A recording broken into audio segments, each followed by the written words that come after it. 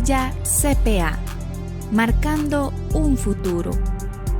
Producido por el Colegio de Contadores Públicos de Costa Rica.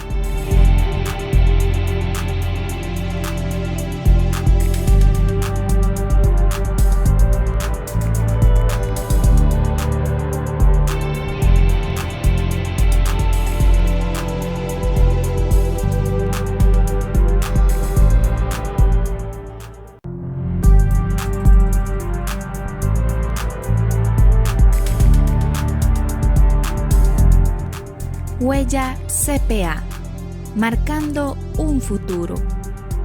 Producido por el Colegio de Contadores Públicos de Costa Rica.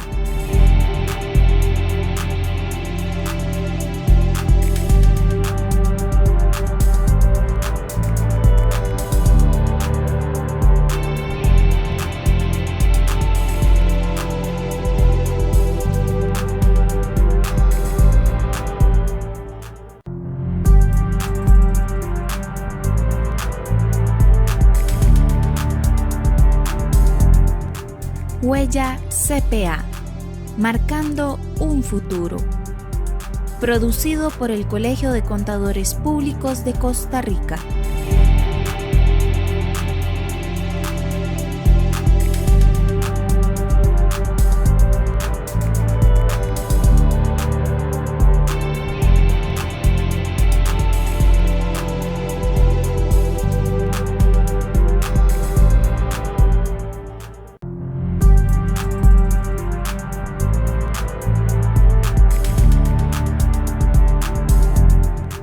Huella CPA, marcando un futuro.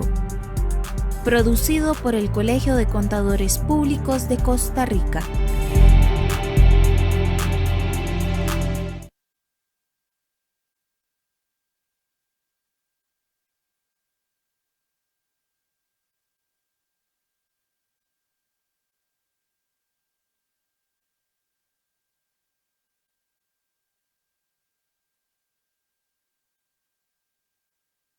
Hola, muy buenas tardes a todos. Bienvenidos a Huella CPA, marcando un futuro. Les saluda Guillermo Smith Ramírez, presidente del Colegio de Contadores Públicos de Costa Rica. Excelente, otro miércoles más acá en Huella CPA, con un programa de los temas que efectivamente ustedes nos han indicado. Bueno, ¿qué pasó con digesto tributario? ¿Se ha atrasado demasiado? ¿Y qué se nos hizo, don Marvin? Bueno, hoy lo tenemos acá con nosotros y vamos a estar platicando qué hay de ese digesto tributario. En el segundo bloque estaríamos hablando del tema de fondo que también nos han hecho, bueno, ¿qué pasa con eso de renta global dual? ¿Qué deben hacer las empresas desde el punto de vista si el proyecto estuviera vigente? Y por ahí estaremos platicando de generalidades en relación con el asunto de tarifas de honorarios profesionales para los contadores públicos autorizados. Aún no rigen. Estamos en un proceso de inducción, un proceso de conocimiento para que efectivamente los contadores públicos autorizados tengan en cuenta este asunto.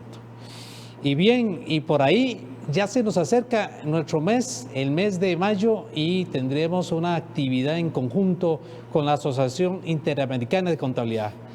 Y le hemos denominado Encuentro AIC Costa Rica, en el cual tendremos el lunes 17 la participación de la presidenta de la Asociación Interamericana de Contabilidad y adicionalmente también estaríamos en compañía del Colegio de Contadores Privados de Costa Rica, teniendo efectivamente la participación en conjunto de esos temas de interés. Y por supuesto vamos a ir teniendo algunas otras actividades.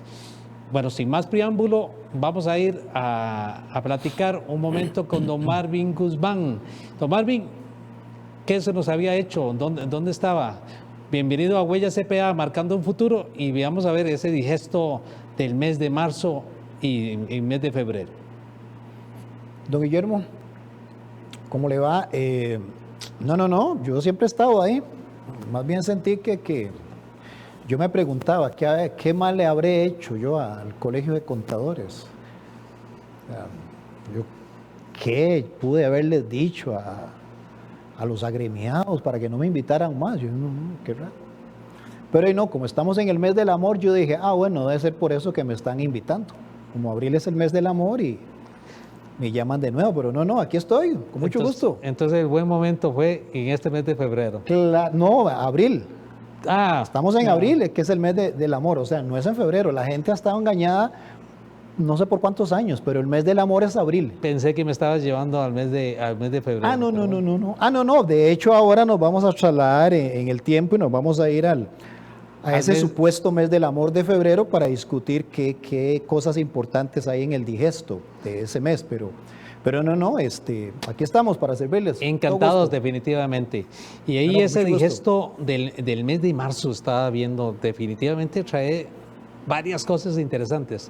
Así que lo dejo para que nos esté informando y le voy a hacer algunas interrupciones. Con mucho gusto. Ok, vamos a hacer uso de mi iPad Bond.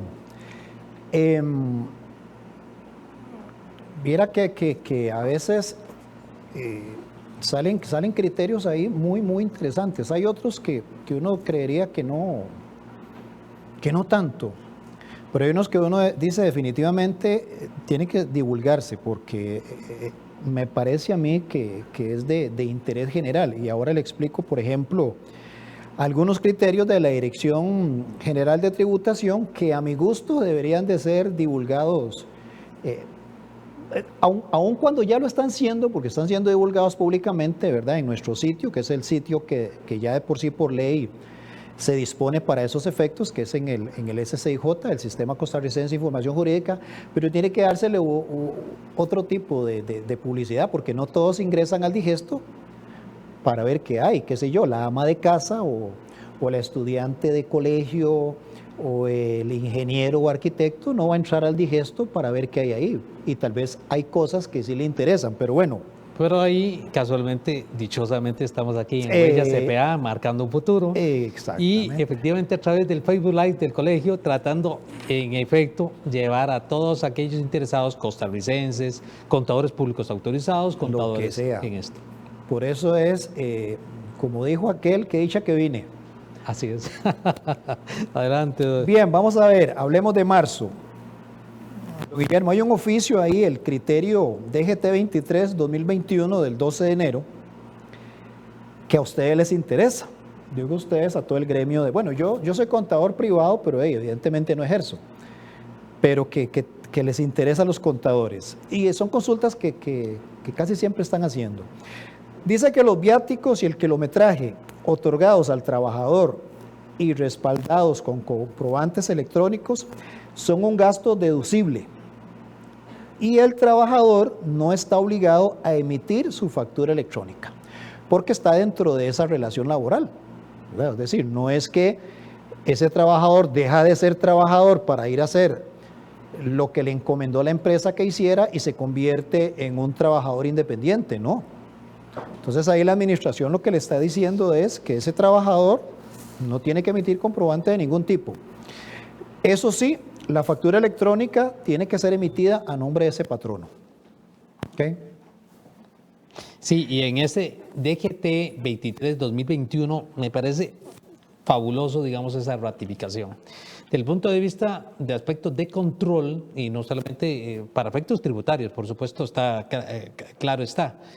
Sin embargo, algunas empresas tenían alguna inquietud y en esto algunas organizaciones y ya se han adelantado y inclusive parte de sus procedimientos indicaban, entrando a la factura electrónica, estos gastos deben estar a nombre de la empresa. Inclusive le dan directrices a sus colaboradores para que cuando efectivamente van a consumir o estas giras o viáticos, definitivamente tengan que girar esas facturas electrónicas a nombre de la entidad. Exacto. E inclusive que tenga que llegar al correo electrónico que efectivamente la empresa ha deseado. Así que me parece bastante apropiada esta directriz. Sí, eso que apunta usted, exacto, es una política, yo le llamaría una política contable gerencial de instruir al empleado a los efectos de que cumpla, porque esa es una orden que le está dando su patrón. Ok, bueno, que la factura me la manden aquí a este correo electrónico y a nombre de la empresa.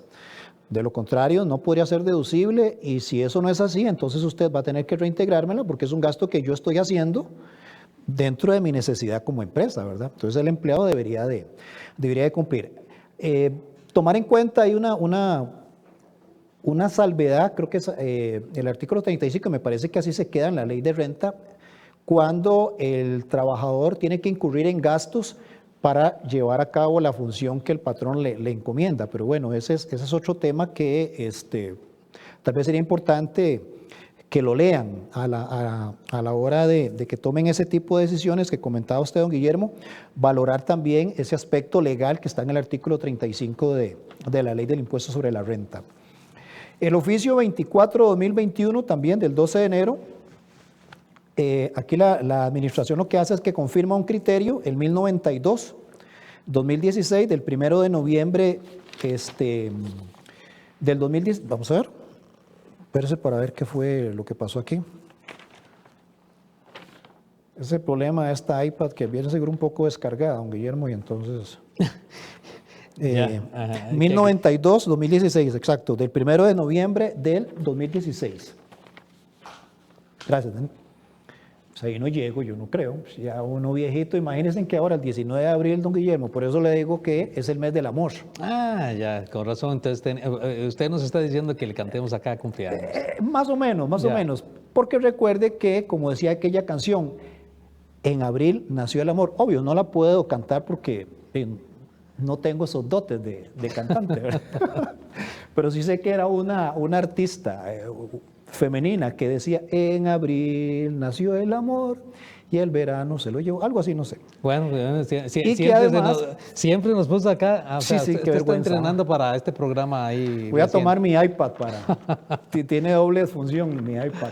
Muy bien. Que el 19 de abril cumplo 55 años, entonces no creo que pueda ver ahí esa pantalla. Bueno, entonces ya estoy muy viejito. Estamos deseándole entonces las felicitaciones por adelantado. Cumpleaños, por favor. Efectivamente.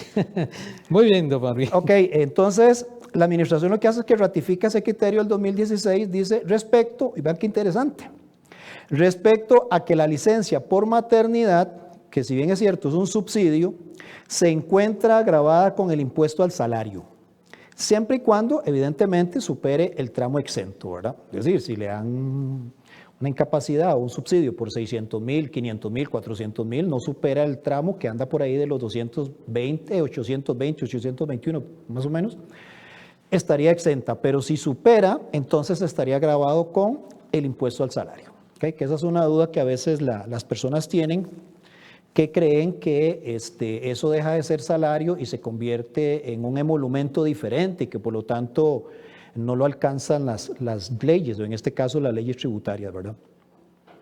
El oficio DGT 27/2021, también del 12 de enero, y era en el mismo sentido también el 62 de este año. La administración cambia de criterio, y aquí es importante porque viera que cuando se dio el primer criterio comenzaron incluso, si mal no recuerdo, fue noticia me acuerdo haberlo leído a nivel de prensa escrita, no sé si a nivel de prensa virtual o digital se habrá hecho, pero a nivel de prensa escrita sí lo pude leer. Se le dio cobertura y demás a ese criterio que en su oportunidad la administración tributaria emitió, de que lo que ustedes le llaman o se conoce como el servicio de administración de planillas.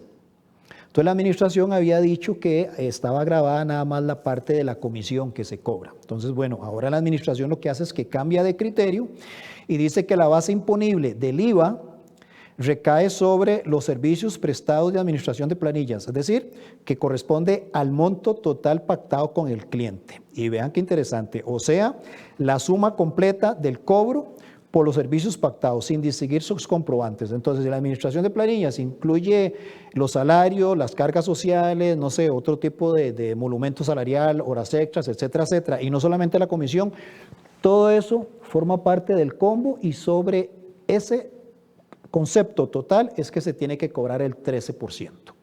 Es decir, no solo sobre la comisión. Eso es un cambio de criterio interesante que hizo la administración tributaria a partir de enero. Había emitido alrededor de unos 4 o 5 criterios en su oportunidad y bueno, ya ahora los cambió y esto es lo que lo que ha dicho la administración que debe de aplicarse. El oficio 61 de este año, del 18 de enero, son diversas consultas relacionadas y también aquí por eso les decía que hay temas que no necesariamente interesan al abogado o interesan al contador público, relacionados con la venta o la comercialización de ropa usada, de lo que nosotros llamamos del tipo americana, ¿verdad? Y este criterio abarca diferentes conceptos desde el punto de vista de los créditos fiscales, el tema de devolución de impuestos, los márgenes de ganancias que pesan sobre este tipo de mercancía, el factor, las declaraciones de impuestos que están detrás de este tipo de comercialización o este tipo de actividad lucrativa. Ahí lo explica. Entonces, vea que no, es un tema que, es más, ¿cuántos no hemos comprado en una tienda de estas? Una ropa americana. Hemos ido a comprar, no sé, qué sé yo, que vamos de un paseo y no tenemos la pantaloneta de la playa, vamos y comprémosla ahí rápidamente, por si no vamos a volver a ir. O un pantalón especial, o una... Recuerdo cuando me fui con toda mi familia hace no sé cuántos años para Estados Unidos y estaba de invierno, Estados Unidos.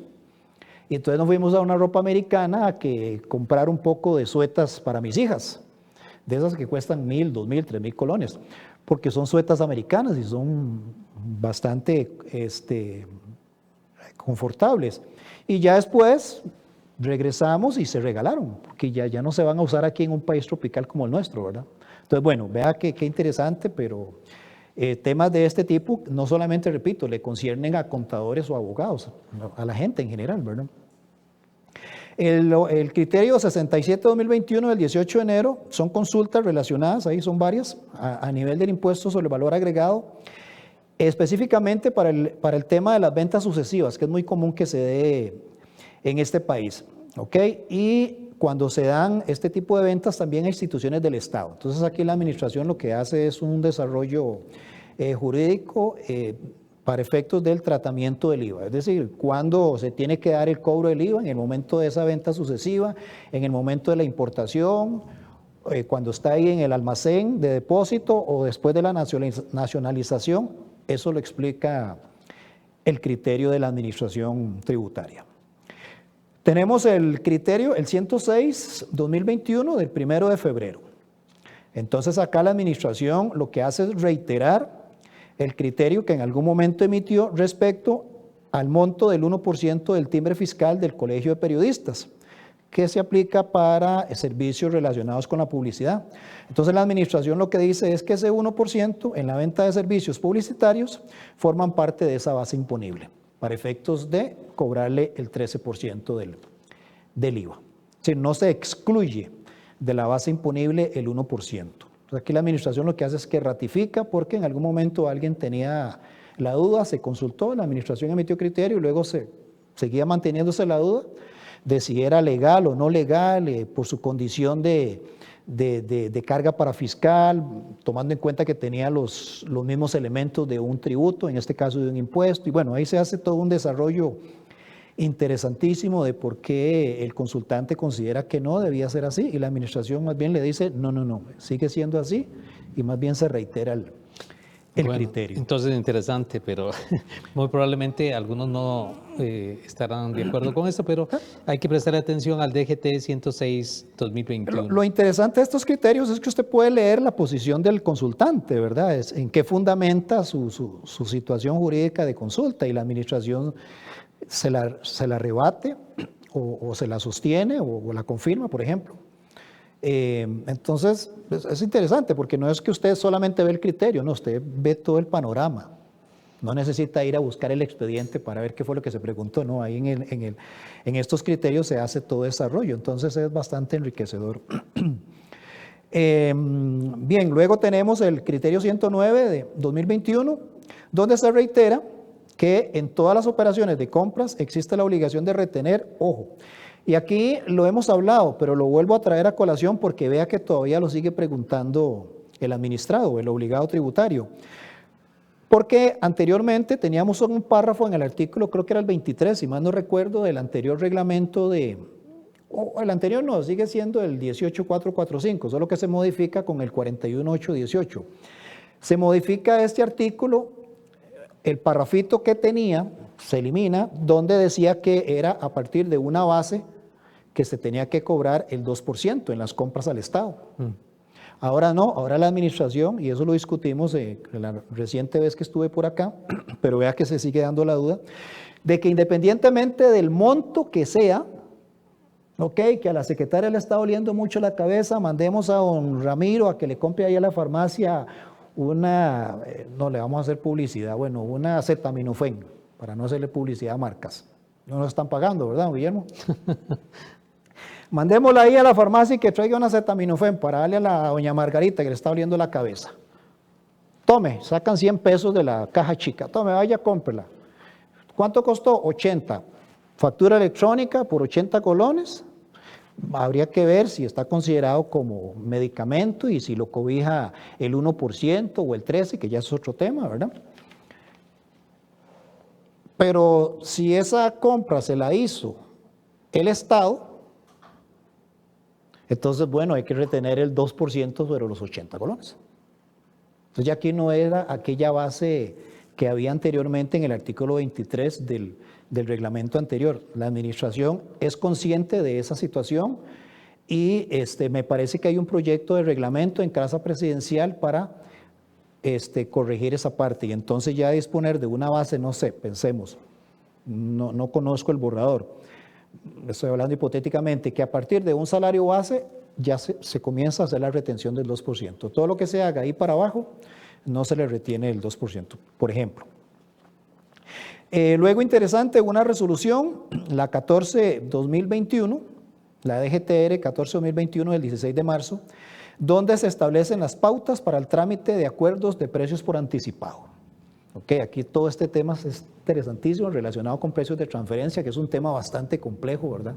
Yo no sé si lo han tocado ustedes a nivel de sus dinámicas, es un tema que siempre se las trae, precios de transferencia y esas cosas. Bueno, aquí viene esta resolución y establece todos los procedimientos y demás, en qué consiste la solicitud, los requisitos de la solicitud, a los efectos de que la empresa pacte con la Dirección General de Tributación los precios que va, qué sé yo, sobre los que va a comercializar con sus vinculadas, etcétera. Bueno, una resolución interesante que también vale la pena discutir en algún momento. Sí, y en esta voy a aprovechar para efectivamente lo que nos trae en relación con marzo. Casualmente en el programa Huellas CPA Marcando un Futuro ya se hizo un análisis.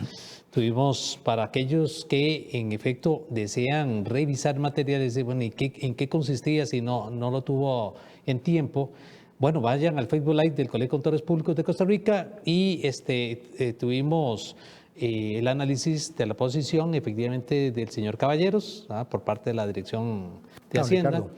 Y que él está encargado de esta unidad ahora. Sí, la parte de precios de transferencia. Precios de transferencia.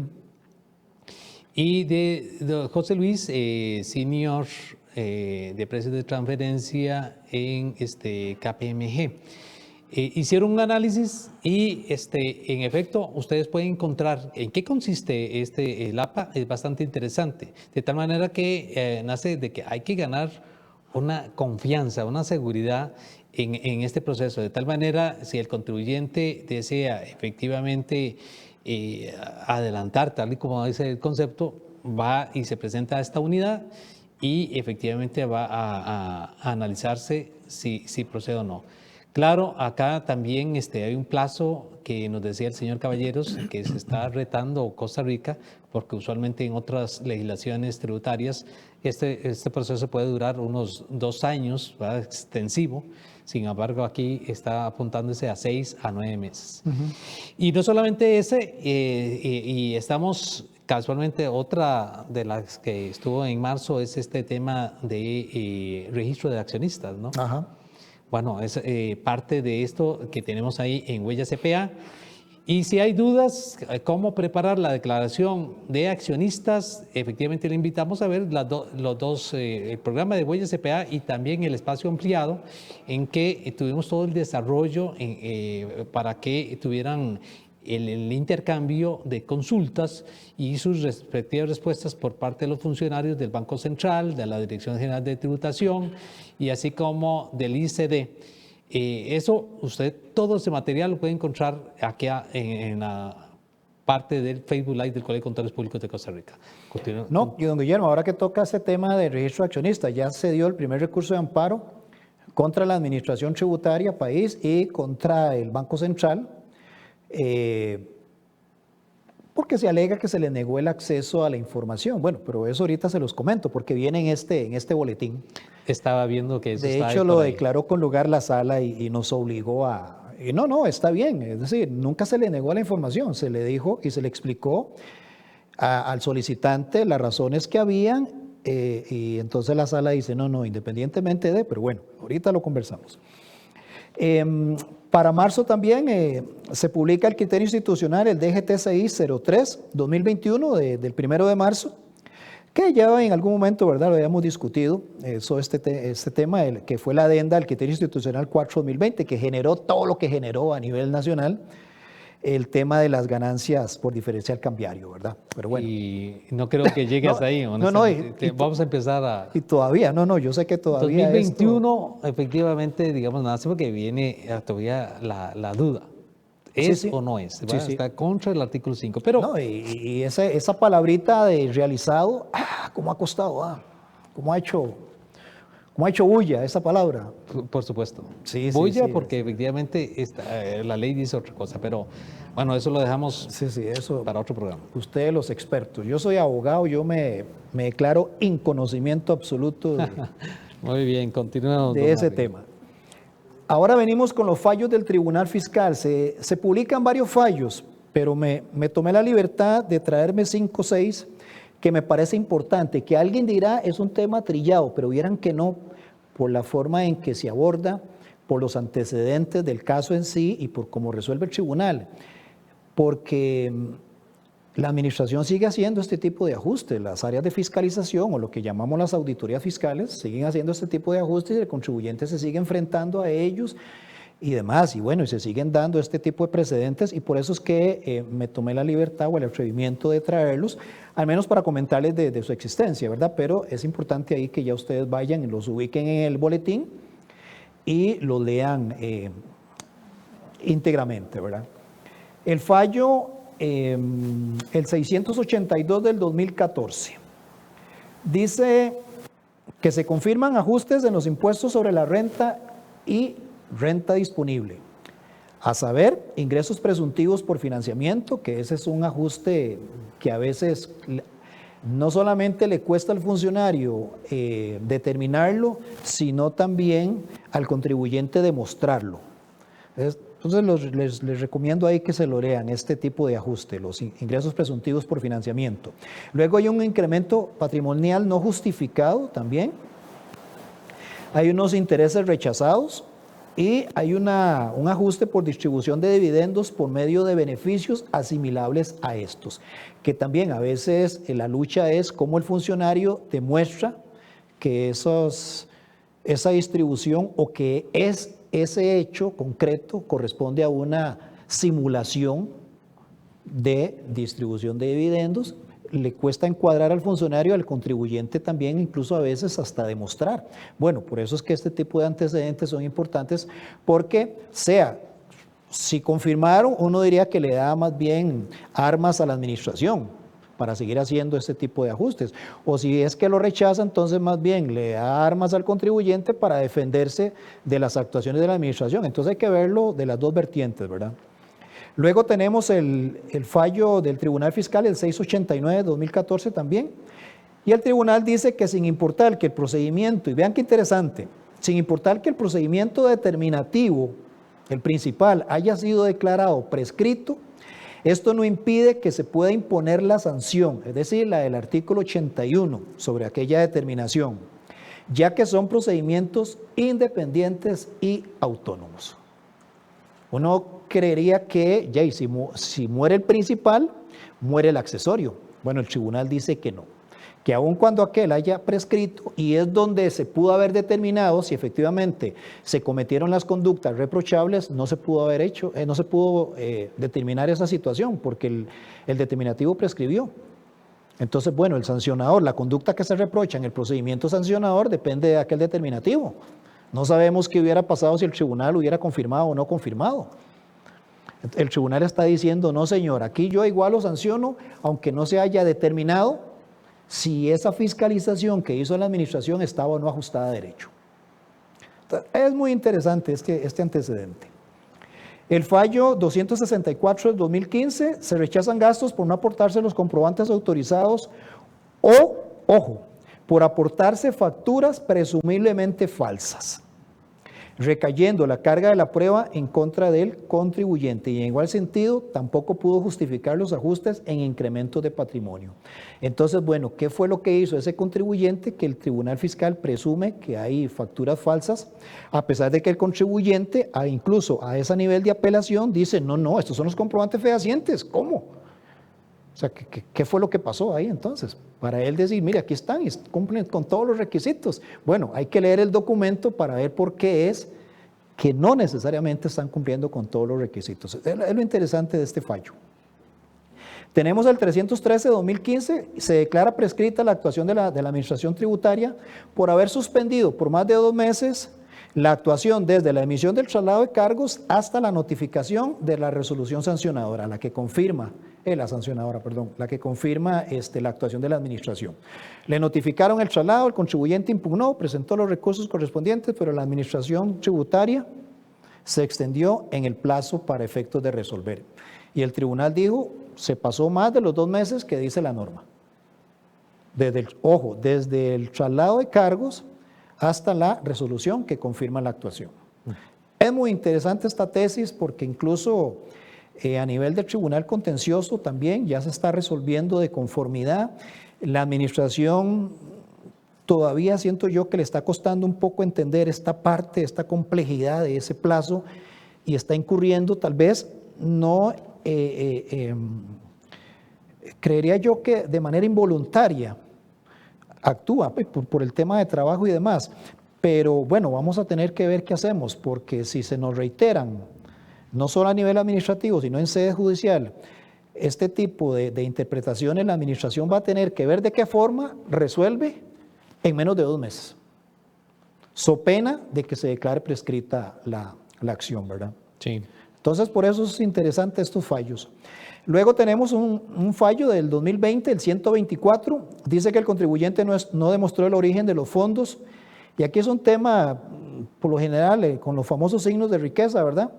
No demostró el origen de los fondos para adquirir varias fincas, razón por la cual se le practicó un ajuste gravable por incremento patrimonial no justificado. Es decir, ¿de dónde cogió plata para comprar ese lote, para comprar esa casa, para comprar ese carro, para comprar ese barquito? O yo qué sé, esos signos de riqueza que a veces afloran, principalmente en las personas físicas, ¿verdad? Y que la administración a veces le cuesta un poquito, pero bueno, estos son antecedentes que ahí se están generando. Excelente. Y luego... digamos, ahí en efecto hay que prestarle mucha atención a este fallo, ¿verdad? Para que lo anotemos ahí en rojo. Estamos en Huellas CPA marcando un futuro con la revisión del digesto tributario del mes de marzo 2021. Efectivamente, le invitamos a todos los que nos están siguiendo a realizar sus consultas a través del Facebook Live del Colegio de Contadores Públicos de Costa Rica. Ya estamos de vuelta.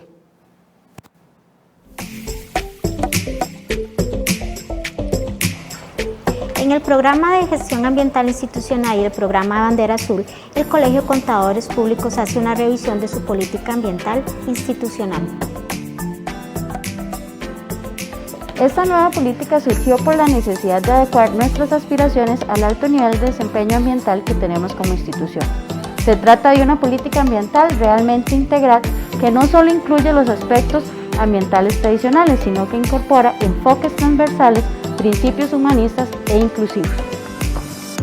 En la nueva política ambiental, el Colegio de Contadores ha planeado la misión de ser un colegio profesional cuyas actuaciones sean de excelencia ambiental, empleando todas aquellas herramientas y programas de carácter ecológico, por lo cual todas aquellas actividades que realice el colegio sean de carácter y un desarrollo sustentable. Como institución nos propusimos la visión de convertirnos en el colegio profesional de mejores rendimientos de amigabilidad ambiental, cuyas actuaciones internas influyen positivamente en sus colaboradores, agremiados y familiares, así como en la sociedad costarricense. En sí, se trata de 22 políticas ambientales que abordan aspectos como cumplimiento legal, combustibles fósiles y sus emisiones de gases de efecto invernadero, agua, tratamiento de aguas residuales, energía eléctrica, gestión de residuos, contaminantes atmosféricos, compras sustentables, adaptación y compensación. Dadas las condiciones de la institución y la realidad nacional y mundial, decidimos incorporar acciones sobre 3 ejes trascendentales: tecnología, educación y sensibilización, y responsabilidad social ambiental. Ser responsables con el ambiente no es solo una obligación legal y moral, sino que nos ha demostrado que podemos tener disminuciones en nuestros costos administrativos y operativos. Así garantizamos y colaboramos en dar un granito de arena al ámbito social. De esta forma aseguramos que nuestras futuras generaciones tengan un ambiente más sano. Esta es una excelente herramienta para fijar metas responsables con el ambiente. Si usted no cuenta con políticas ambientales en su despacho, acérquese a nosotros y con gusto le ayudaremos.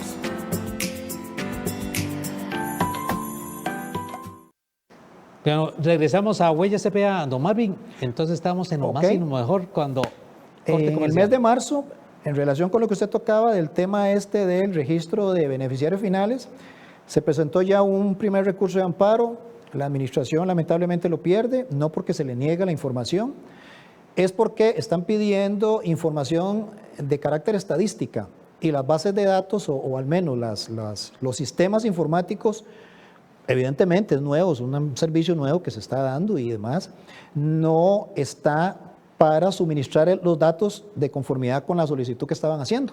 Entonces eso fue lo que se le dijo al solicitante. El solicitante no conforme con la respuesta recurre ante la sala y la sala le da la razón y le dice, sí, efectivamente es información pública, administración, usted está obligada a que esos sistemas ofrezcan ese tipo de información. Entonces le doy 8 meses para que haga todas las modificaciones a nivel de sus sistemas y pueda brindar esos datos estadísticos. Entonces, bueno, ¿qué les quiero decir? Ya se dio el primer recurso contra ese tipo de información de accionistas. Y don Guillermo, porque ya va a llover y ando sin carro y ando con paraguas, creo que está roto y entonces para no mojarme.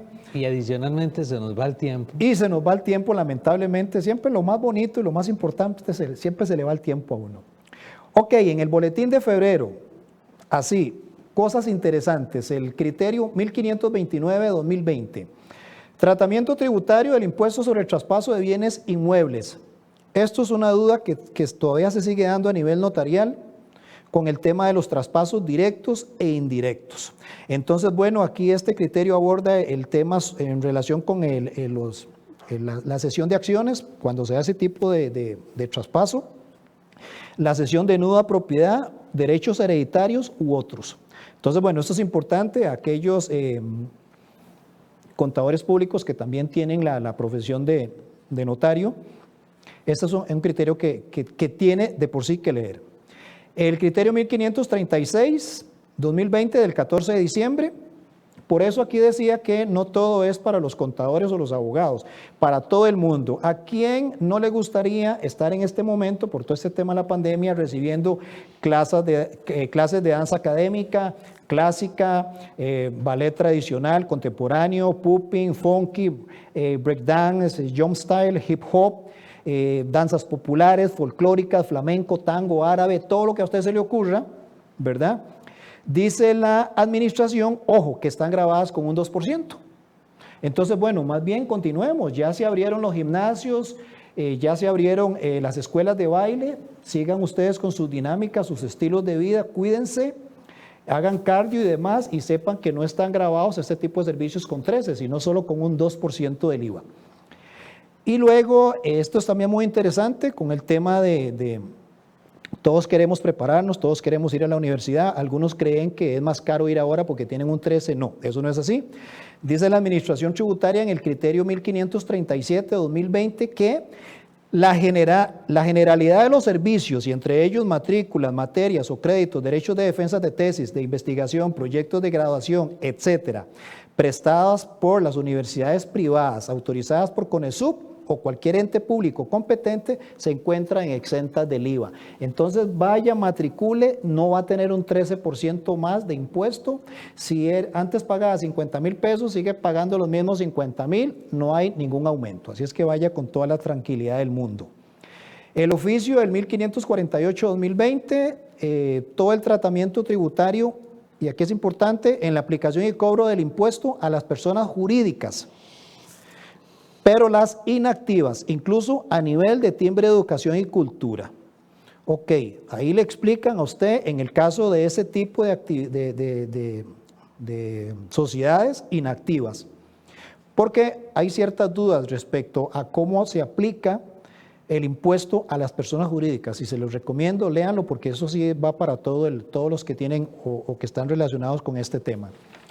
Una resolución, la 4/2021 del 18 de enero, ahí están todos los requisitos, se modifica una de hace 3, 4 años, si mal no recuerdo, 2017, 2018 por ahí, relacionado con la solicitud de donaciones. Todos aquellos que quieran adquirir o que quieran más bien ser autorizados para recibir donaciones y que el donador se las pueda aplicar como gasto deducible, en esta resolución están todos los requisitos.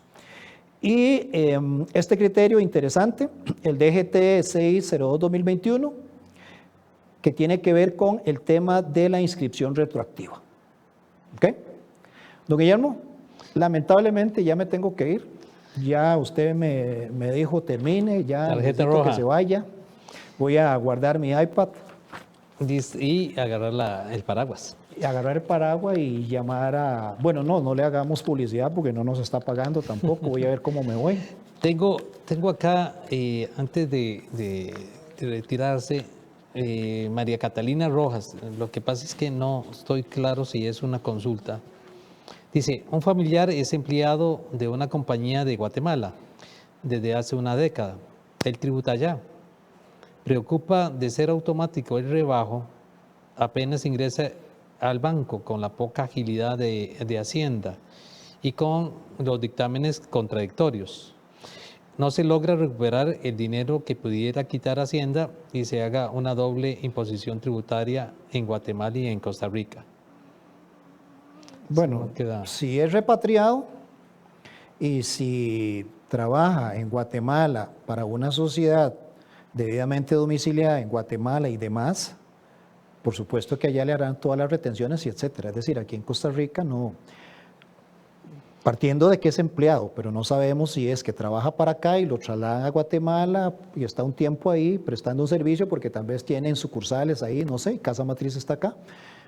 Pero ahí tiene que ir, quedarse un mes o 15 días, pero es parte del trabajo por el cual presta sus servicios en Costa Rica y aquí pues evidentemente le hacen la retención, ¿verdad? Sí. Pero sí, no está claro. Sí, no está claro. Pues bien. Muchas gracias, don Barbie. No, con mucho gusto, Guillermo. Y en efecto, lo esperamos pronto con el digesto tributario, ¿qué? De abril. Para servirles con todo gusto, ahí cuando ustedes me necesiten. Soy un servidor público, ustedes para eso pagan impuestos, para que nos paguen a nosotros el salario y tenemos que darles un servicio acorde a sus necesidades. Qué bueno, muy bien. Y estamos en Huellas CPA, marcando un futuro. Ya regresamos. El siguiente tema, el tema de honorarios para contadores públicos autorizados. ¿Cómo estamos con eso? ¿Cómo está esa tabla? Bien, tendremos aquí a Verónica que nos va a platicar sobre ese tema.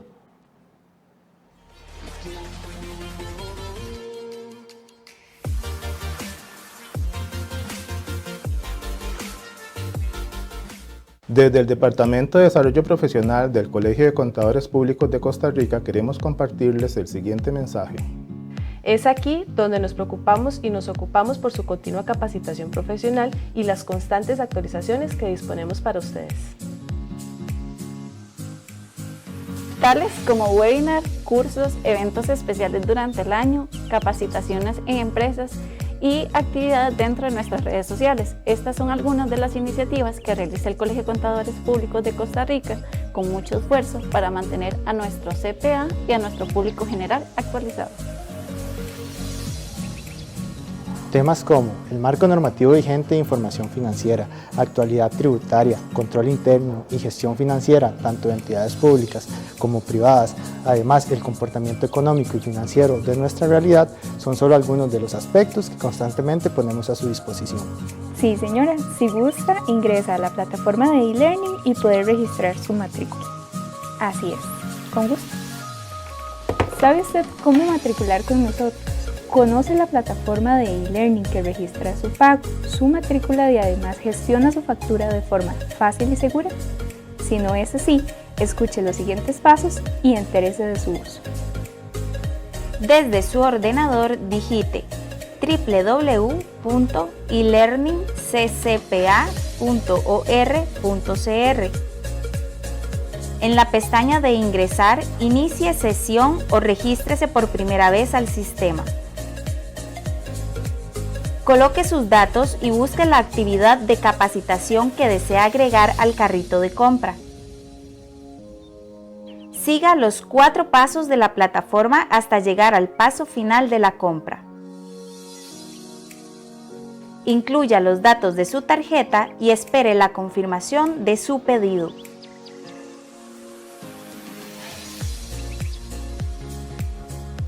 Y listo, así de fácil se puede capacitar con nosotros. Aproveche nuestro prestigio nacional e internacional y no deje pasar la oportunidad de capacitarse con el Colegio de Contadores Públicos de Costa Rica, el ente rector de la contaduría pública en nuestro país.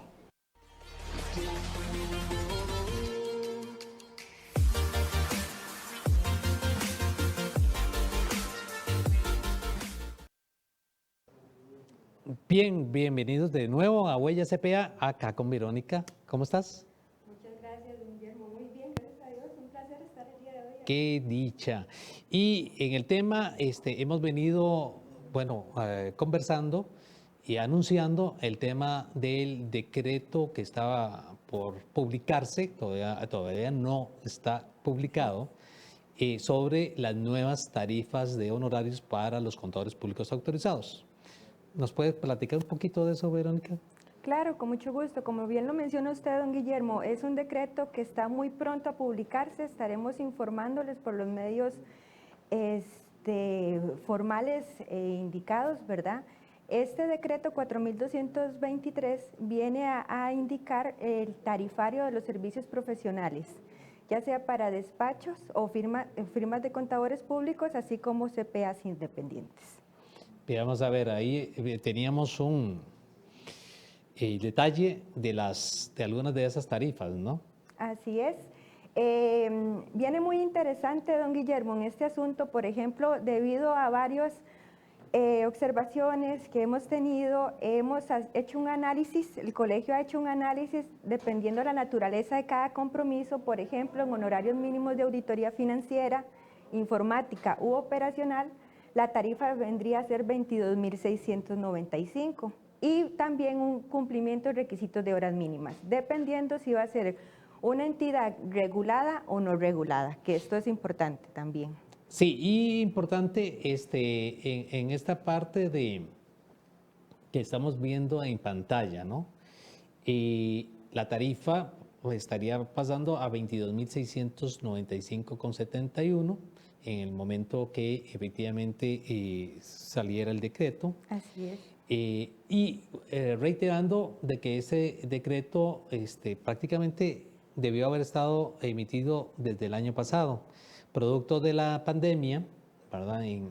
Aproximadamente en el mes de abril, prácticamente ya un año, sí, en el mes de abril, la Junta Directiva del Colegio de Contadores Públicos de Costa Rica, haciendo efectivamente alusión a todo lo que efectivamente sus miembros, sus agremiados le hicieron llegar, que estaba viviendo muchas de las empresas costarricenses y inclusive la congoja de los flujos de caja. En este instante se toma la decisión de postergar la publicación de este decreto, que ya se venía trabajando desde años anteriores, ¿verdad? Pues esto no es de la noche a la mañana, inclusive estaría desfasado claro, ya en el tiempo de honorarios. Entonces, Casualmente 22.695 y hoy actualmente estamos en 12.500. 12.500 la hora profesional. De tal manera que eso fue el freno, o sea, en el momento. Y esta sale de una referencia de un estudio que efectivamente se había realizado y pasó por los filtros de lo que son la homologación, tanto del Ministerio de Economía como del Ministerio de Hacienda.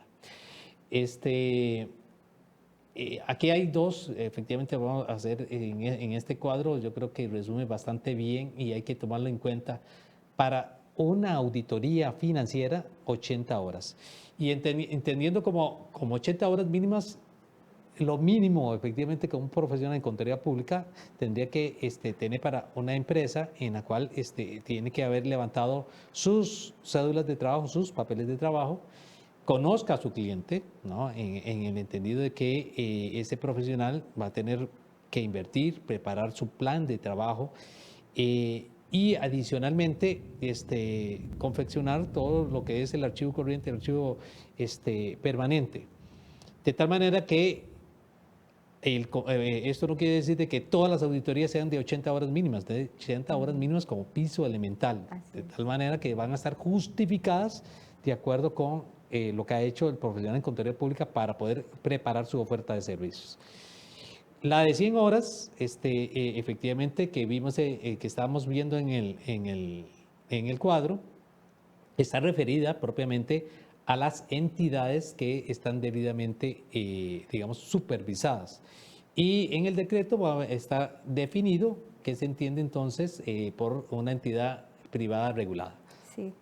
En esta parte, bueno, les comunicamos que en el viernes anterior, en el boletín informado CPA, salió el comunicado de los honorarios ya con mayor detalle, como lo indica don Guillermo, de qué significa una entidad regulada, cuándo debe cumplir 100 horas o cuánto deberían ser 80 horas, ¿verdad? Entonces ahí sí los recomendamos hacer lectura al documento, está muy interesante y vienen tarifas dependiendo, como les indicábamos, de la naturaleza de cada compromiso. Haciendo hincapié, todavía no están. Todavía no, eso es próximamente.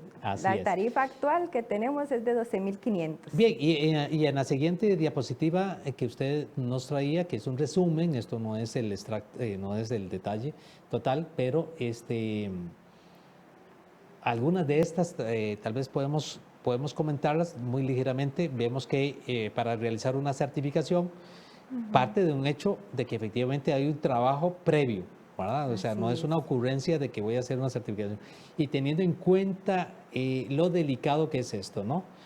Adelante, Verónica. Así es, este análisis, de acuerdo al cumplimiento de la normativa técnica y el marco regulatorio, ¿qué nos indica? Bueno, nos indica que debemos cumplir varios requisitos para aceptar un compromiso. Primero, conocer nuestro cliente, muy importante.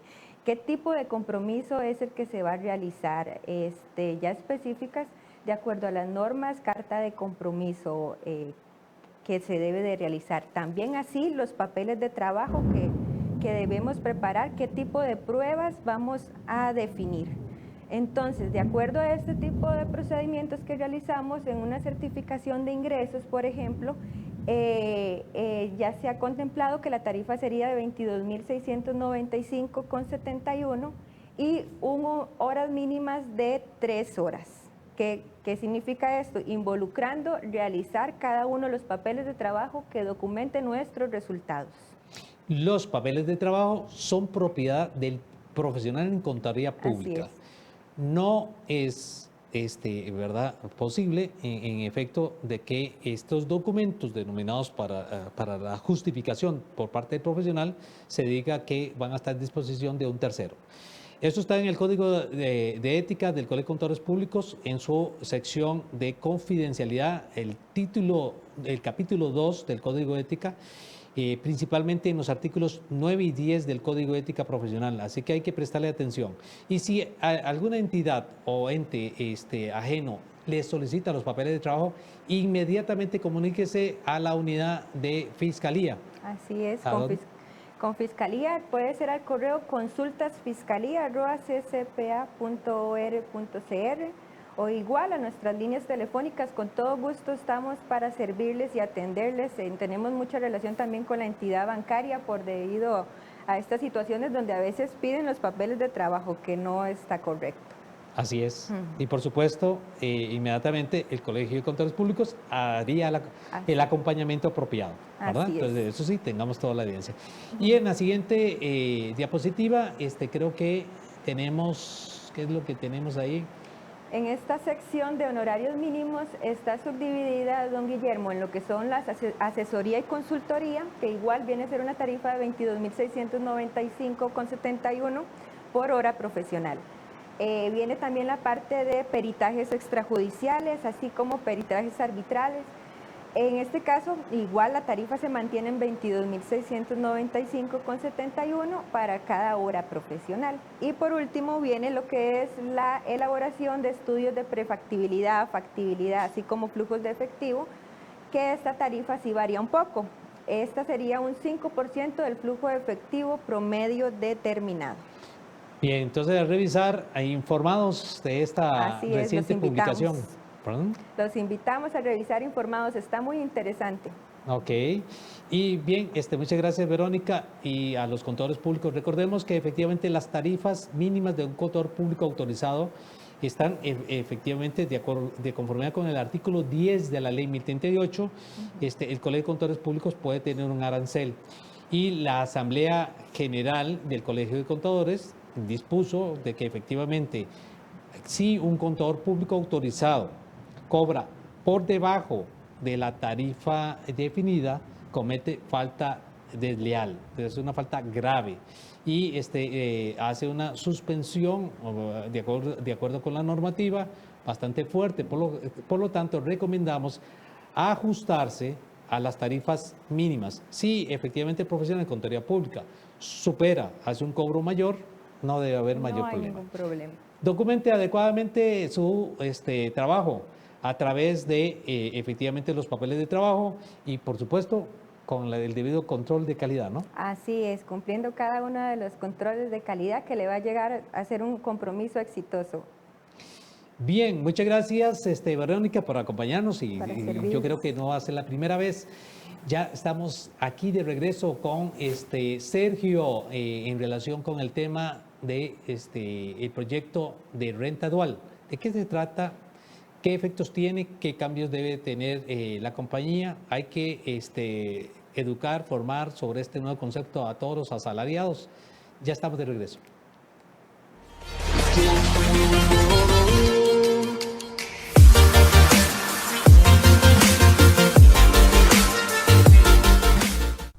El segundo postulado es el de la transparencia. La transparencia es una cualidad que tienen algunos objetos o materias a través de los cuales pasa la luz y se puede ver.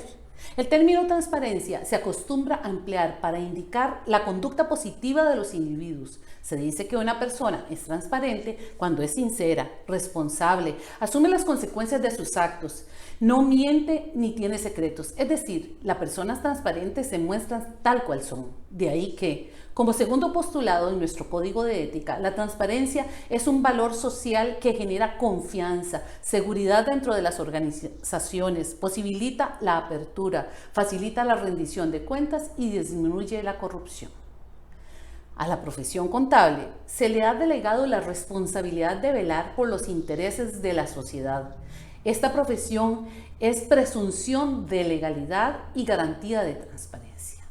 Los cambios que se presentan en el entorno mundial pueden originar la pérdida de una visión clara de los intereses entre lo honesto y lo deshonesto. El contador público, ante tales circunstancias y por la naturaleza de su profesión, tiene que consolidar su visión como barrera infranqueable contra la deshonestidad, la defraudación y la corrupción. Por ello, su ejercicio demanda que la propia conducta del contador público refleje un inquebrantable compromiso hacia la transparencia de la información. La persona profesional en contaduría pública autorizada en el territorio costarricense tiene una tarea crucial de transformarse en el impulsor de confianza y transparencia, consciente de la importancia de realizar el ejercicio profesional caracterizándose en la honradez, objetividad, franqueza, responsabilidad, confidencialidad e integridad que dicta el Código de Ética y Deontológico de las personas profesionales del Colegio de Contadores Públicos de Costa Rica. A pesar de las bondades de la transparencia, todavía existen debilidades significativas en este entorno. Por ello, se hace necesario que las personas profesionales en contaduría pública no cesen en su empeño de demandar mejorar en la transparencia a todos los niveles.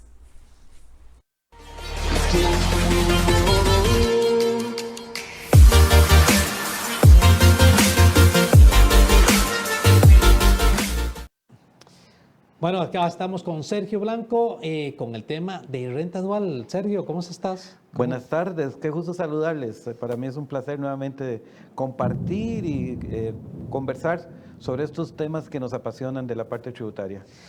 Sí, y en este tema que nos han estado diciendo, bueno, si bien es cierto, hemos tenido programas de Huella CPA, inclusive muy cercano, cuando salió el segundo proyecto presentado a la Asamblea Legislativa, e inclusive tuvimos acá a Carla Cogui, luego efectivamente a doña Carmen, y a don Sergio, en este caso abogado. Sí. Se analizaron los efectos, pero conducente acá nos hacen, bueno, ¿y qué implicaciones debe tener para la compañía? Pero antes de entrar con eso, tal vez repasemos un poquito este concepto del proyecto que está en discusión, que inclusive todavía no ha avanzado mucho, pero tal vez repasemos eso. Claro, concepto de renta dual. Y por supuesto es un compromiso que ha adquirido el gobierno de promover para el asunto del Fondo Monetario Internacional y por supuesto para el tema de arreglar los asuntos, medio arreglar los temas fiscales del país. Sí. Claro que sí, con mucho gusto, don Guillermo. Vamos a ver, la Administración Tributaria, el Ministerio de Hacienda, envía un proyecto de ley para poder hablar sobre lo que es la renta global dual de las personas físicas y de las personas jurídicas. Ese proyecto de ley inicial tenía 5 grandes capítulos o 5 grandes títulos en los cuales se hablaba de la renta global de las personas, de las rentas globales de las empresas, etc. Eso se cambió y días después metieron un nuevo proyecto de ley que es el 22.393, que es al que le están dando seguimiento en la Asamblea Legislativa. Lo revisé durante estos días y el primer proyecto de ley está estático, no le han dado seguimiento en la Asamblea Legislativa, pero ya este segundo proyecto de ley sí está avanzando. Evidentemente, y los que siguen el curso de las leyes y la formulación de las leyes, han visto que la Asamblea Legislativa en las últimas 3 semanas está únicamente con el tema de salarios, ¿verdad? El salario público. Y todo lo que contiene, que es un nuevo compromiso para del gobierno ante el Fondo Monetario. Una vez que pase lo del salario, habría que ver que el gobierno cuáles proyectos van a emitir o cuáles proyectos van a dar énfasis. ¿A qué me refiero con esto? Que nosotros deberíamos de estar ahorita analizando y teniendo un seguimiento del proyecto de ley de renta global dual de las personas físicas o de las personas individuales, no de las personas jurídicas, porque ese proyecto no se le ha dado seguimiento. ¿Ok? Sí, entonces, en el primer proyecto efectivamente venía una sección para las empresas jurídicas. Jurídicas, exacto.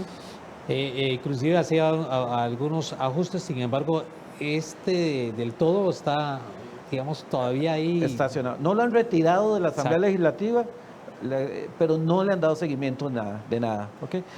Para los que les guste seguirlo, en la web de la Asamblea Legislativa hay información abierta donde con el número de expediente pueden darle seguimiento a qué son los trámites que se le han dado a cada proyecto. ¿Okay? Entonces, ubiquémonos en renta global personal. ¿A qué se refiere con esto?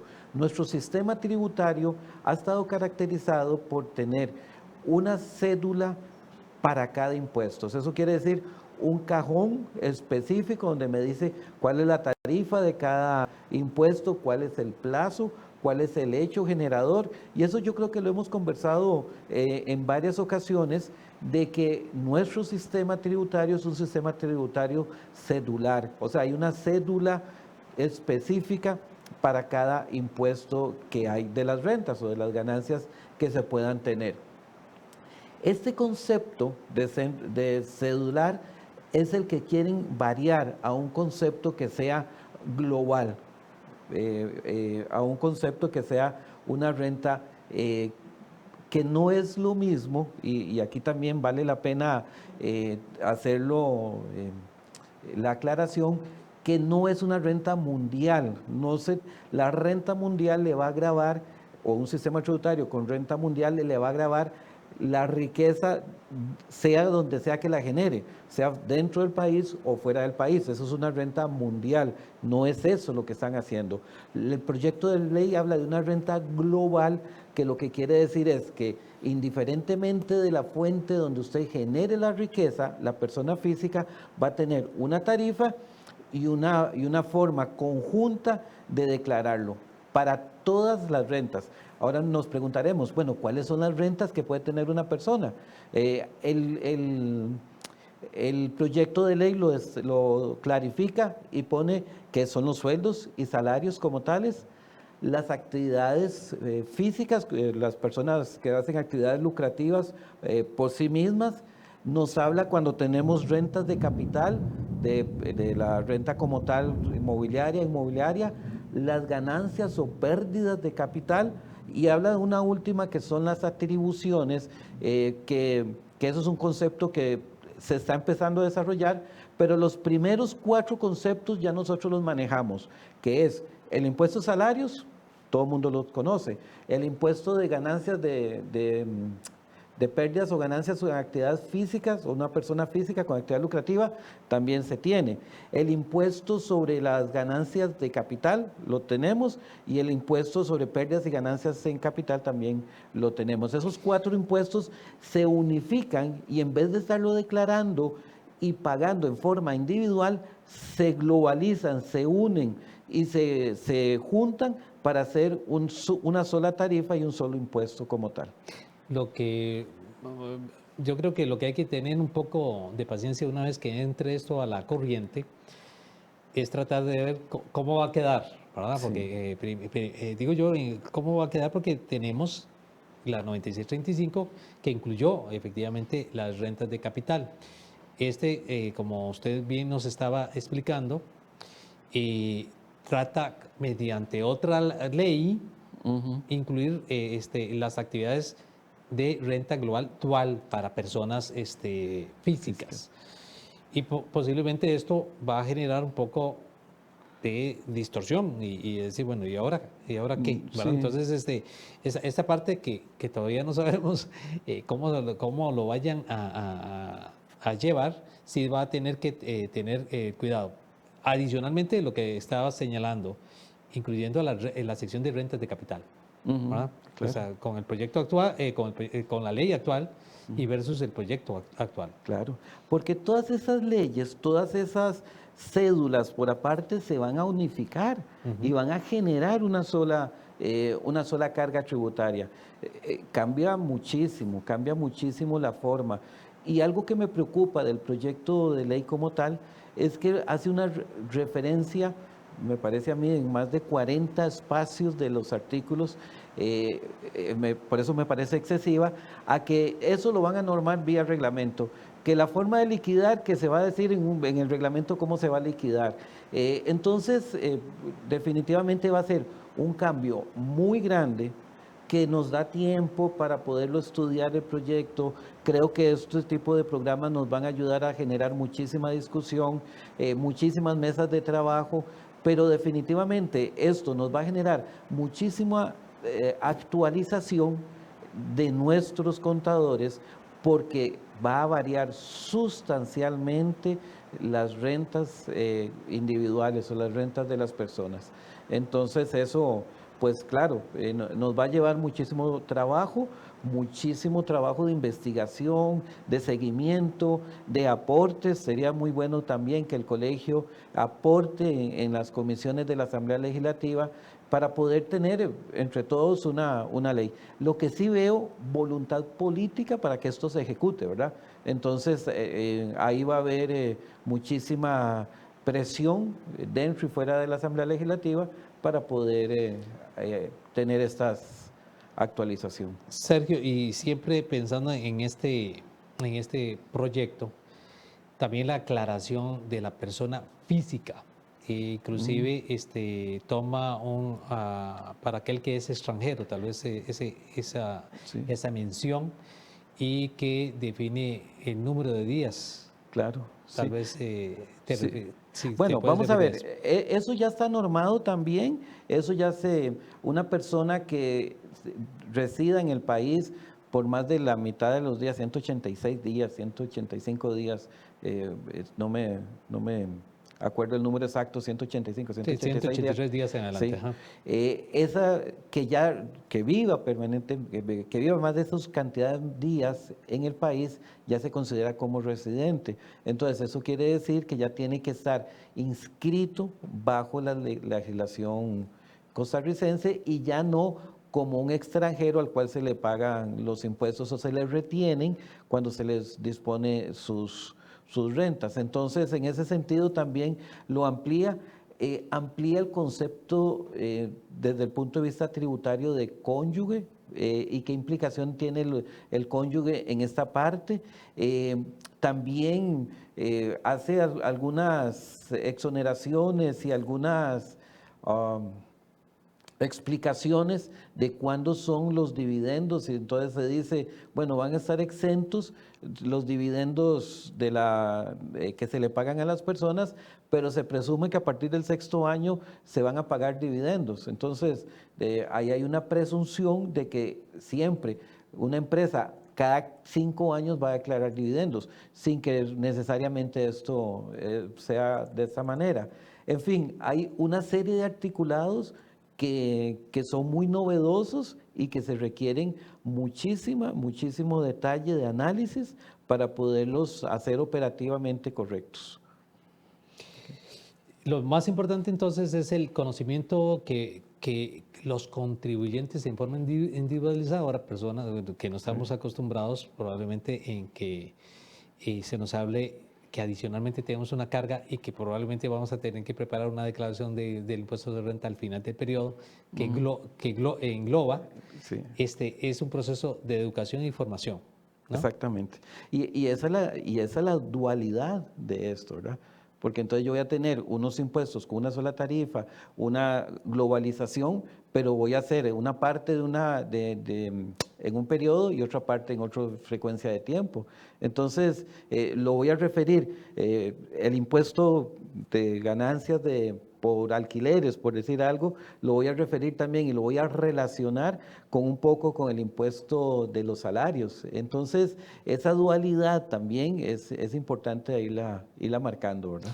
Tal vez, y entiendo que efectivamente vos nos traes unos cuadros, unos comparativos de cálculo. Sí. Probablemente aquí entonces podemos ver, bueno, la situación actual, que tenemos los asalariados y qué pasa efectivamente si hoy ya estuviera este proyecto siendo ley.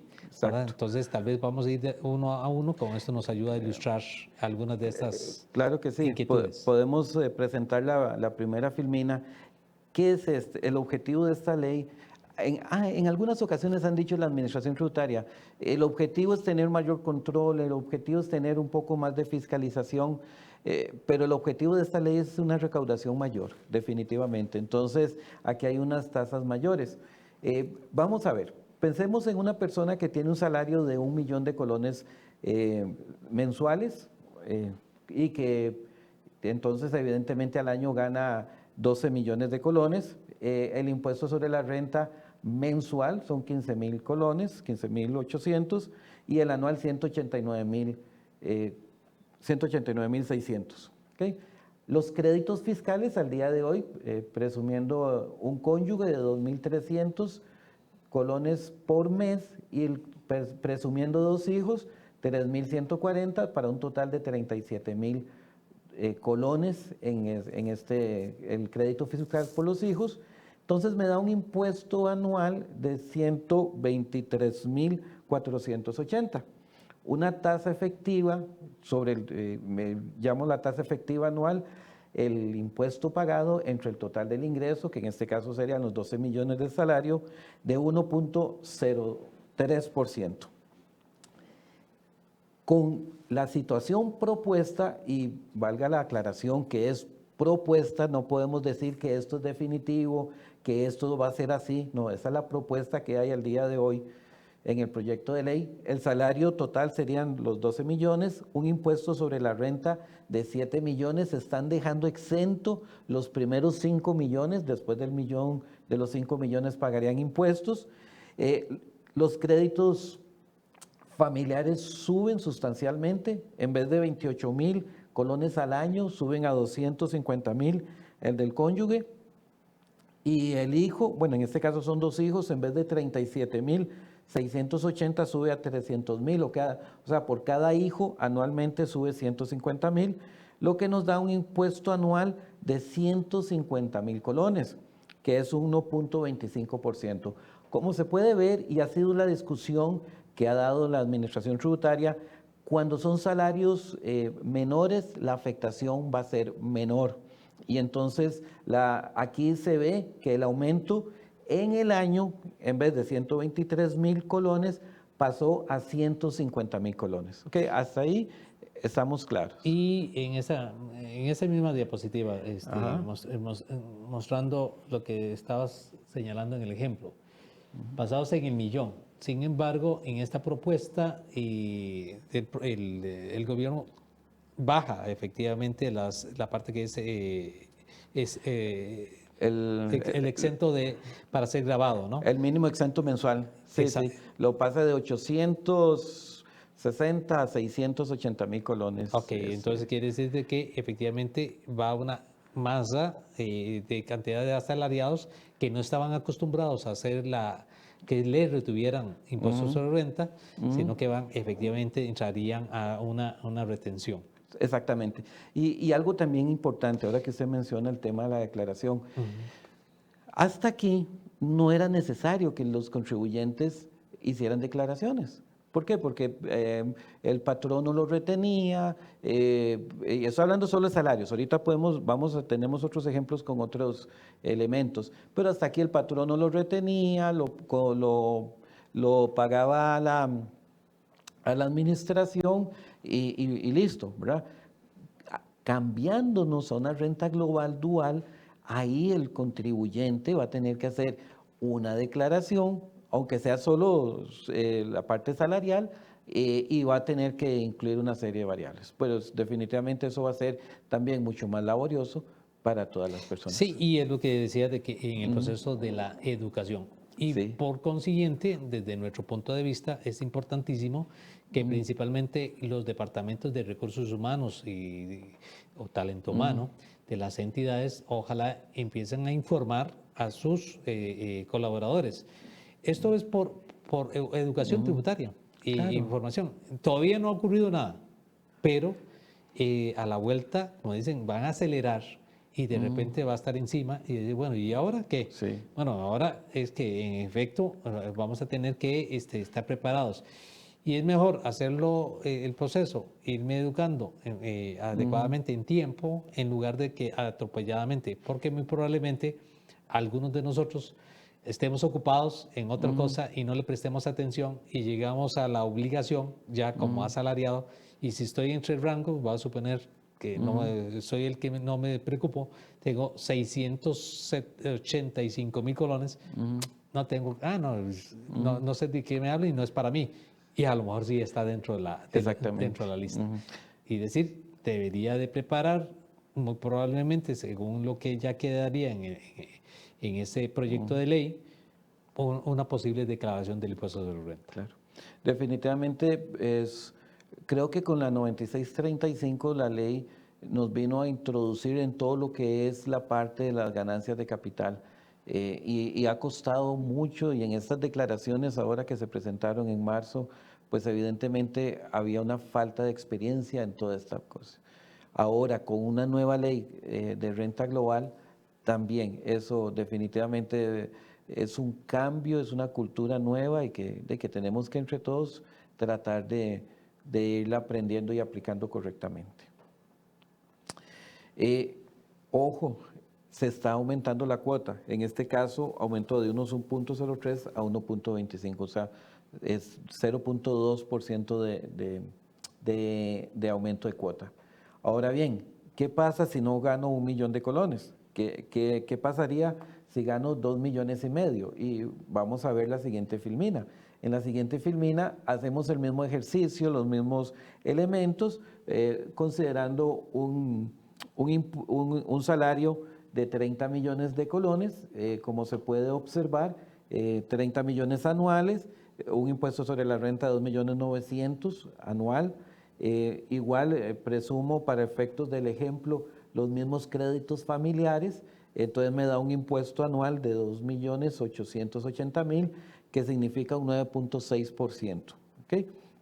Eso es importante, tal vez acá, aprovechando en la diapositiva claro, que estás poniendo, José Francisco Trejos, que está siguiendo el programa Huella CPA, dice, ¿qué pasó con el mínimo vital? No lo hemos mencionado, entonces tal vez nos referimos y efectivamente en la parte de la diapositiva que estábamos viendo. Claro que sí. El mínimo vital para efectos de la renta global dual está en 5 millones de colones, o sea, de 0 a 5 millones de renta neta no están grabados, y ese es el mínimo vital que está determinando en cada uno. Cuando yo hice el ejemplo, en cada uno de los impuestos que estamos poniendo ahí, están considerados como el mínimo vital también, a como son las reglas actuales, en el cuadro donde dice actual, que es con las reglas y el mínimo vital actual, y en el que dice propuesto, también considerando el mínimo vital propuesto según el proyecto de ley. ¿Okay? Entonces, están considerados en el cálculo que estamos realizando ahí. Muchas gracias. Aprovechando en la diapositiva, también nos escribe don Xiomar Delgado y dice, yo soy pensionado y en mi pensión se me aplican los impuestos sobre la renta. Ocasionalmente hago trabajos profesionales. ¿Cómo van a manejarse este tema? Y de paso, adicionalmente nos indica, entendí lo de la primera lámina, que pasa de 189.000 a 700.000 el impuesto sobre renta. En la primera diapositiva. A lo mejor nos podemos regresar a la primera. Sí, exactamente. Ese es el escenario. De 189.000 en la primera filmina, o si queremos lo vemos en esta. Ahí tenemos la primera. Ahí tenemos la primera, 189.000 era el impuesto que anualmente se tendría, pasaría a 700.000. Pero también tengamos en cuenta que los créditos familiares también aumentaron. Entonces, por eso el impuesto anual pasa de 123 a 150.000. ¿Qué pasa si no tengo créditos fiscales? Pues evidentemente su aumento va a estar mucho mayor, ¿verdad? Porque ahí estamos, recuerden que lo que estamos tratando de presentar es un ejemplo con esos supuestos, ¿verdad? Evidentemente, si no tengo créditos fiscales o solo tengo un hijo, etcétera, la composición cambia. Y en esa primera diapositiva lo que usted nos ilustra es que en efecto no tiene otras fuentes de ingresos. Solo salario. En la pregunta que nos hace don Xiomar, efectivamente entonces dice, ¿qué pasa entonces si tengo? Entonces yo creo que ahí traes otras diapositivas con estos ejemplos. En los otros ejemplos le vamos a atender la consulta de don Xiomar. Ok, perfecto. Muy bien. Sí, eso es lo que pasa.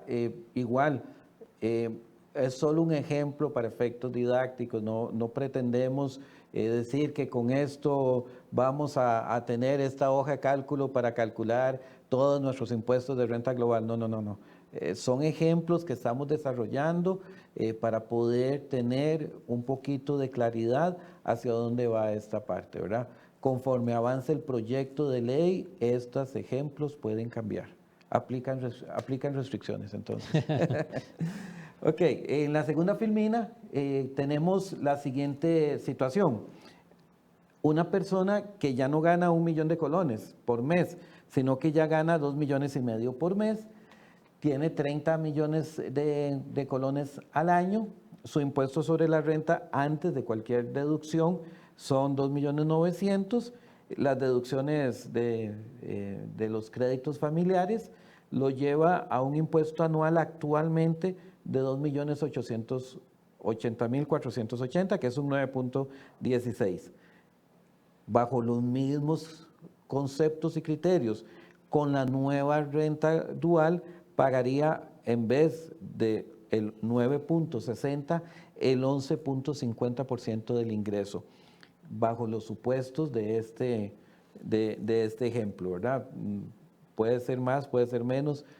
Si tiene más hijos, puede que esa tasa efectiva sea menor. Entonces, con los mismos supuestos de A, pasándole a la misma persona, solo que con la nueva estructura del impuesto, aumenta su tasa o su interés o su tasa efectiva en casi el 2%.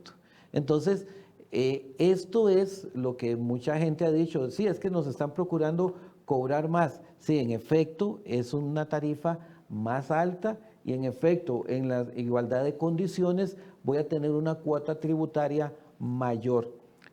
Evidentemente, si nosotros nos devolvemos con nuestra mente a la primera filmina, subía de 1.03 a 1.2, no es tanto el aumento, es un 0.2, pero aquí en este ejemplo, ya con 2,5 millones, nos aumenta de 9.6 a 11.5, casi 2% de aumento. Y conforme vaya aumentando los salarios mensuales, va a ir esa tasa efectiva de impuestos también anual creciendo. ¿Okay? Entonces, esto es lo primero que debemos de tener claro. El impuesto va a estar en un comportamiento creciente de la cuota tributaria que cada uno de nosotros como asalariados vamos a tener que cubrir. Bien, pero la ley no solo habla del salario como tal, habla cuando tengo salario y cuando tengo otras actividades lucrativas. Entonces, ¿qué les parece si nos vamos a la siguiente lámina?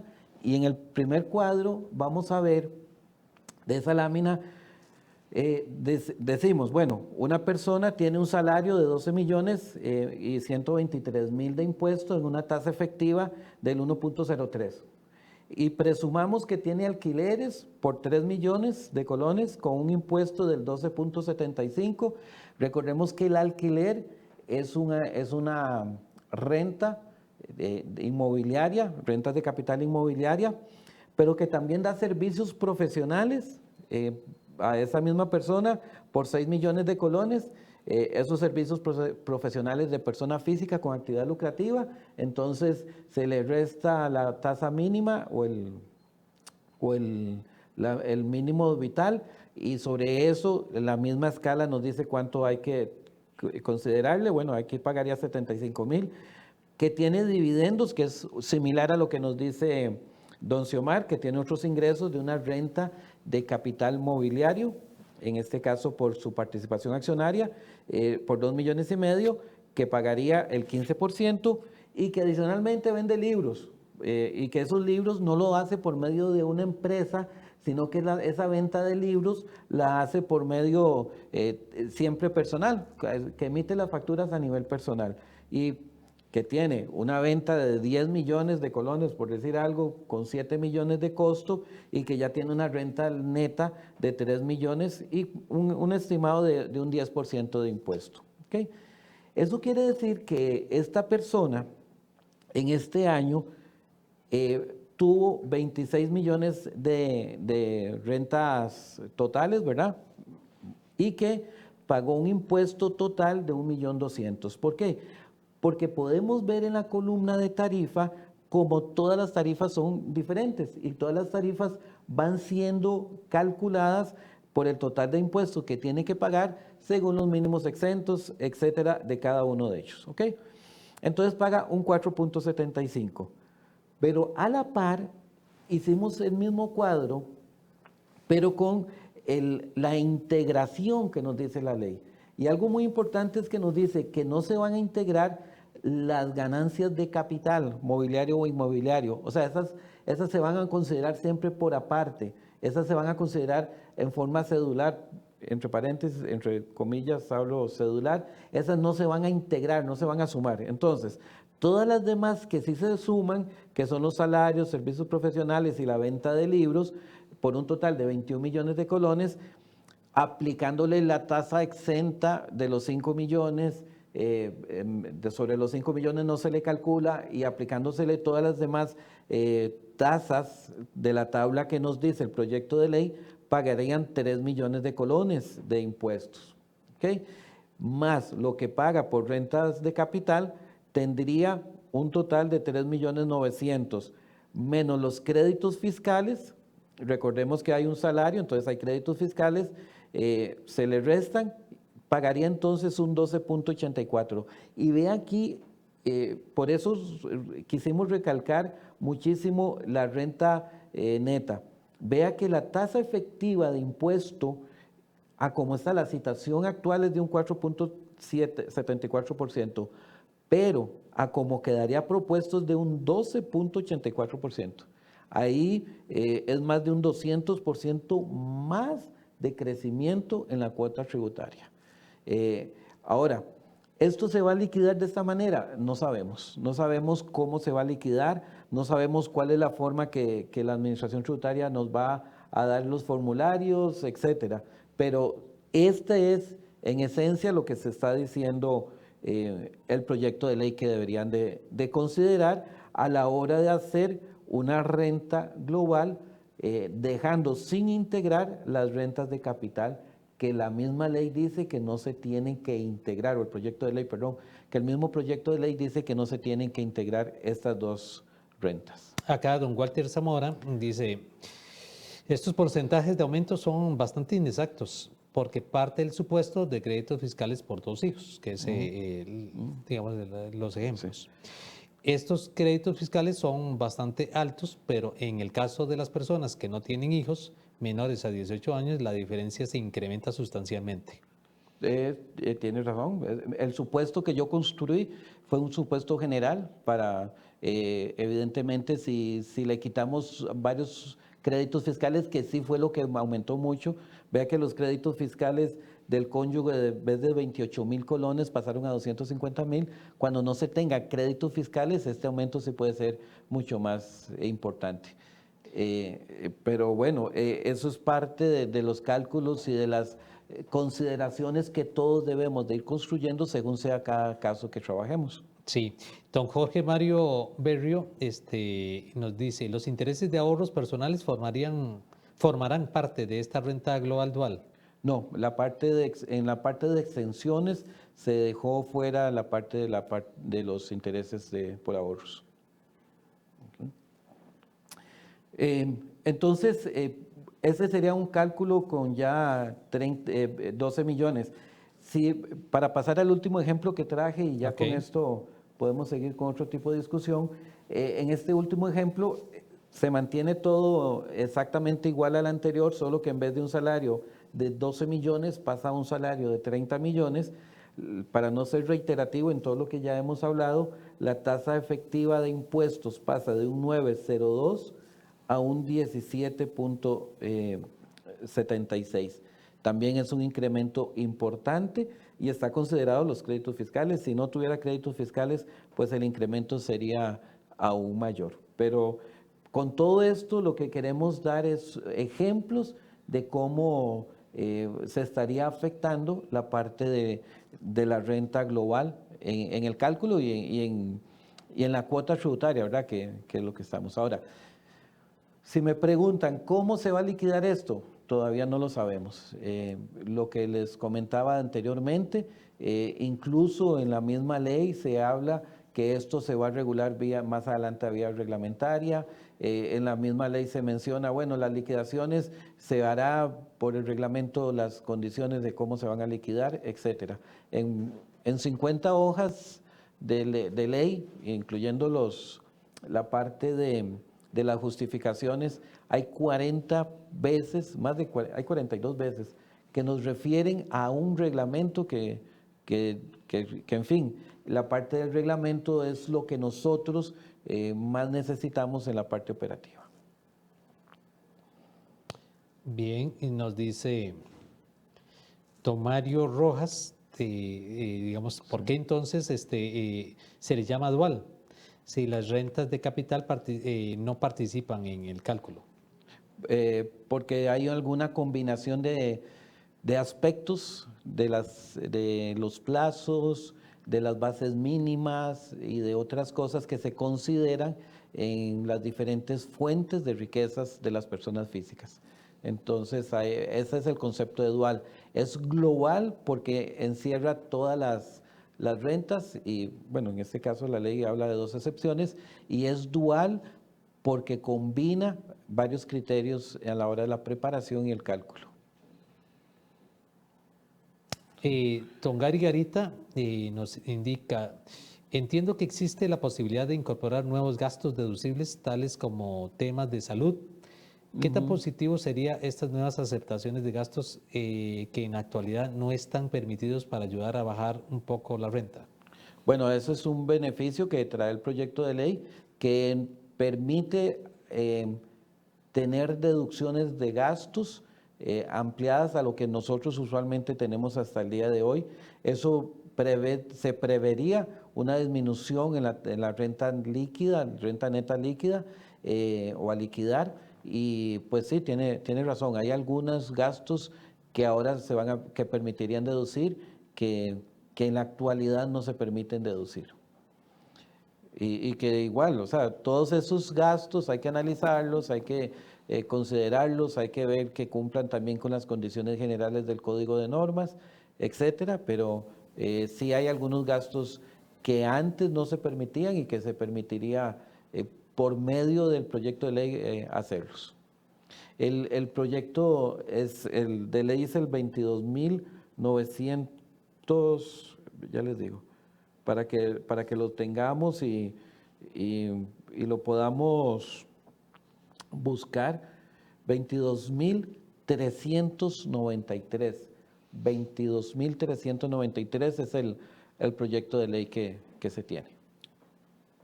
Don Cristian Marín Navarro nos indica, tengo una duda, incluso en la última sesión que realizaron del digesto tributario con don Marvin, nos dio el criterio de Hacienda sobre el hecho que las colegiaturas no son deducibles de renta. Pero ahora con el tema de la renta global resulta que sí incluyen las colegiaturas como un gasto deducible. ¿No es esto, bueno, sí, no es esto contradictorio a lo que siempre nos han dicho la administración tributaria? Bueno, eso es un cambio, de eso se trata, de un cambio y realmente mucho de lo que estábamos haciendo va a cambiar y eso es lo importante. O sea, pudieran hacer el colegio todo un programa solo los gastos deducibles, que son permitidos y que no son permitidos en la actualidad versus el proyecto de ley. Porque esto lo que nos va a hacer realmente es un cambio sustancial en el cálculo de los impuestos, un cambio sustancial. Cuando hablábamos de los cambios entre el impuesto de valor agregado y el anterior IVA, decíamos que se nos borre de nuestra mente todo lo que estábamos haciendo con impuesto del IVA, porque ahora viene un valor agregado que es diferente. Esto es la misma similitud. Tendríamos que ir a analizar la ley indiferentemente de lo que estuviéramos haciendo hasta la actualidad, porque van a haber muchos cambios. Tienes razón, Gary. Bien, creo que José Francisco Trejos lo que nos está haciendo es un comentario en los servicios profesionales, una afirmación. en los servicios profesionales hay que tomar en cuenta los gastos deducibles normales de la actividad. Sí, que claro. es Y en la venta de libros también. Y recuerde que ahí también la ley nos permite actualmente considerar si hago una sola aplicación del 25% de gastos sin presentar documentación o presento todos los gastos. Entonces, eso mismo aplica a los cálculos. Sí. Y una acotación de aclaración del proyecto, efectivamente, en cuanto al mínimo vital, que efectivamente se señala, es de 8.200.000 en el proyecto, ¿verdad? Pero bueno, vamos a ver en cuánto nos queda. Sí. ¿Qué consejos tenemos para el empresario sobre renta global dual, ¿verdad? Propiamente. Ok, vamos a ver, el empresario debe de dar muchísimos espacios de capacitación, muchísimos espacios del análisis del proyecto. Ellos van a tener que, con su departamento de recursos humanos, hablar fuertemente con los cambios que vienen. El empresario como tal y sus ingresos y sus formas de calcularlo, no hay cambios sustanciales, excepto esto que nos hablan de los dividendos, pero sí hay muchísimos cambios que se deben de estar haciendo en la capacitación, en la parte de ayudar a que estos cambios que se avecinan estén debidamente entendidos y normalizados para todos los contribuyentes. Bien, gracias Sergio. Y efectivamente, como dicen, ya llegamos así, de repente, muy rápidamente, ya se nos acabó el tiempo. Y revisando este tema que nos traía y compartía don Sergio Blanco, de vuelta, muchas gracias por acompañarnos. Y a ustedes, por supuesto, que muy gentilmente siempre nos están acompañando y nos hacen llegar sus comentarios y solicitudes de qué es lo que desea que incorporemos. Y en este tema de renta global dual es un proyecto y todavía no ha sido totalmente discutido, así que dará de qué hablar. Vamos a ver qué es lo que va a quedar ahí. Pero recomendaciones, uno, para las empresas, definitivamente tiene que ir ya tratando de visualizar de que vendrán cambios y habrá que hacer ajustes en todo lo que se refiere al sistema de planillas. ¿Cuáles son los conceptos que están incorporando para que efectivamente se tabule el nuevo impuesto sobre la renta? ¿De qué forma efectivamente tendrá que informársele al colaborador? Porque al fin y al cabo va a tener que recibir con un estadito de cuenta, muy probablemente con las retenciones debidamente conciliadas, para que efectivamente ese colaborador posiblemente prepare su declaración del impuesto de renta agrupando todos los otros ingresos correspondientes. Bien, muchas gracias de vuelta y nos estaríamos viendo el próximo miércoles. Que Dios les bendiga. Nos vemos pronto.